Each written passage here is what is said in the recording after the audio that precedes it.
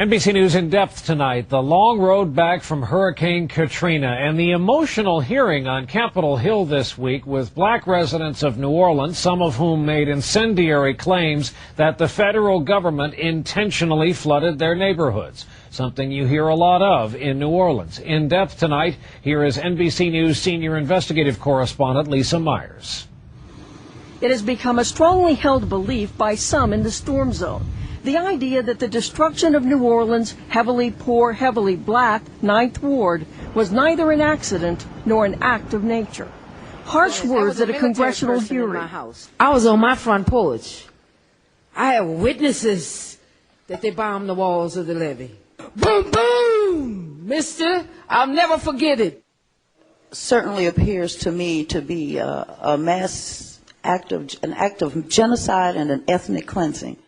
Similar sentiments, sometimes couched as rumors, also have been voiced by Louis Farrakhan, leader of the Nation of Islam, and director Spike Lee. I don't find it too far-fetched that they try to displace all the black people out of New Orleans. Do you believe the government blew up the Trade Center? Do you believe the government blew up the levees in New Orleans? I have to be honest, I don't know what happened with that. I do know this, that Minister Farrakhan is advocating strongly at this Millions More movement this Saturday for the victims of Katrina. And his argument about the levees in New Orleans is part of his and our, the Millions More movement, strong advocacy for the victims of Katrina. Malik, we must have a federal investigation and a United Nations investigation into what happened in New Orleans. Now, you said, and it's been widely reported, and I heard the tape exactly, that you said that white people, and George Bush particularly, you blew up the levees in New Orleans to kill and displace black people. And, sir, this kind of rhetoric, just with no proof or no evidence, you know, and you get away with it, and you get to come on C-SPAN and places like that, whereas a person like David Duke or one of your counterparts that's white would never get this kind of treatment and say these kind of things that you know in your heart are totally fallacious and untrue. And I just don't understand why you do that to divide the races when you could be such a uniter and get us together working. We got enemies outside this country, and I hope you're not one of them. Thank you. Okay, thank you. Thank you. Thank you for your question. First, let me say this, that we visited New Orleans, Dallas, Texas, members of the executive committee of the Millions More movement, to talk to Mayor Nagin. And at that time, Mayor Nagin said that there was a 25-foot crater under the levee. In the Wall Street Journal, there was a mystery that was raised about whether a barge broke the levee. And then on the Hal Turner show, which some of those researchers sent to me, the comments that were made on his show, it was that some member of the Army Corps of Engineers went in under the water and saw burn marks on concrete.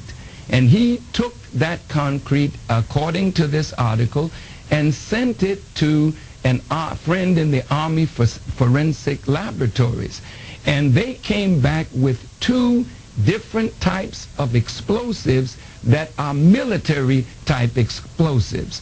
Okay, maybe that is a rumor, but if it is a rumor, sir, there are black people and white people in the 9th Ward that believe that the levee was bombed or destroyed purposely because Hurricane Katrina passed. The eye of the hurricane had passed, and reporters were standing in the French Quarter saying, sir, that we escaped the wrath of Katrina, while at the same time, a day or so later, the water came.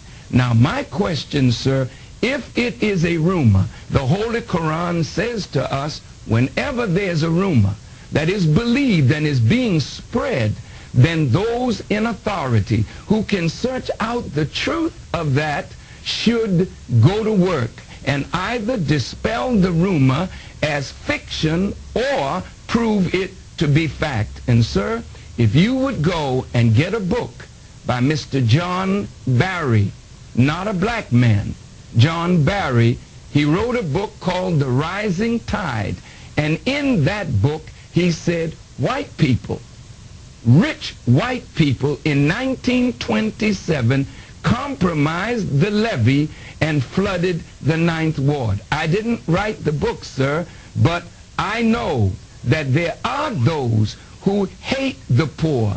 The latest theory also is partly rooted in fact. In 1927, the levees were bombed to save parts of the city, and black neighborhoods were inundated.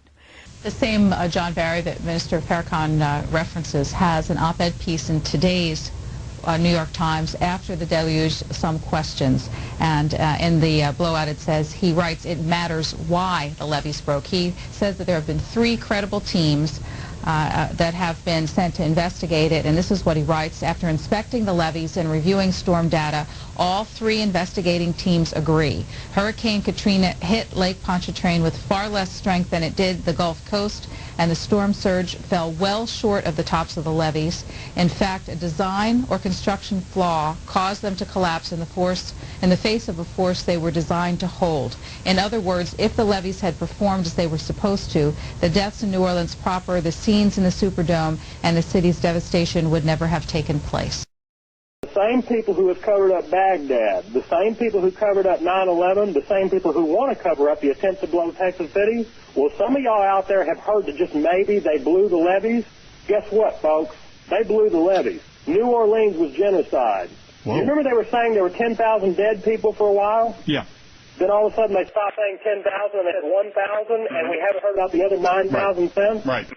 Well, you got to be me. 2 options there are A, they were so badly off that there really are only 1,000, or B, 10,000 was too high a number to acknowledge, so they stopped counting, just like at Baghdad. You got to understand, everything I hear on the U.S. media, I look at the same way I used to look at TASS, Pravda, Krasnaya Zvezda. These are Russian periodicals or newspapers that I used to read, and knowing that they were lies, trying to extract the truth from around the lies.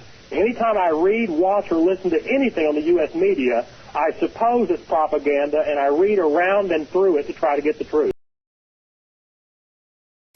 Were the levees in New Orleans purposely blown out to provide the justification for a total federal takeover of the city? The locals seem to think so, and yet the mainstream press once again fails to cover the conspiratorial side of the events that unfolded in New Orleans that fateful August day. And so once again it is up to us to do the work of a democratic free press that now, like the government, caters to the fascist interests of a corporate oligarchy that has no concern with informing the people on truth.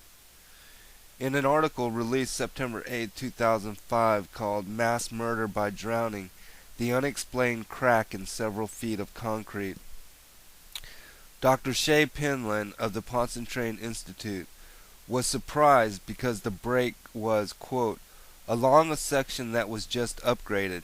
It did not have an earthen levee. It had a vertical concrete wall several feet thick, end quote. Alfred C. Naomi, a senior project manager for the Corps, said, quote, there was still no clear hints why the main breach in the flood barriers occurred along the 17th Street Canal, which was normally a conduit for the vast streams of water pumped out of the perpetually waterlogged city, and which did not take the main force of the waves roiling the lake. He said that a low spot marked on the survey charts of the levees near the spot that ruptured was unrelated, and that the depression was where a new bridge crossed the narrow canal near the lakefront, end quote. This would refute the speculation that a dip in the retaining levees or walls might have allowed water to slop over and start the collapse. We have an unexplained crack in several feet of concrete. FEMA decided not to plug it and let the water flow until a U.S. city was flooded and thousands drowned. Each day, New York Times science reporter Dr. Andrew Revkin writes about the, quote, the 17th Street Canal. The 17th Street Canal, the source of most of the water swamp in New Orleans, that officials and Army Corps engineers said that after they had found the widening gap in the concrete wall on the eastern side of the canal, they had no quick response plan to repair it. A Lieutenant General Carl A. Strock, commander of the Corps, said, quote, plugging the gap was a lower priority, end quote. Destroying the levees for one part of the city to save another has historically been the pattern when it comes to combating hurricane disaster, and had been done twice before in 1927 and in 1965. So you tell me whether the levees being blown is a conspiracy theory or a conspiracy fact.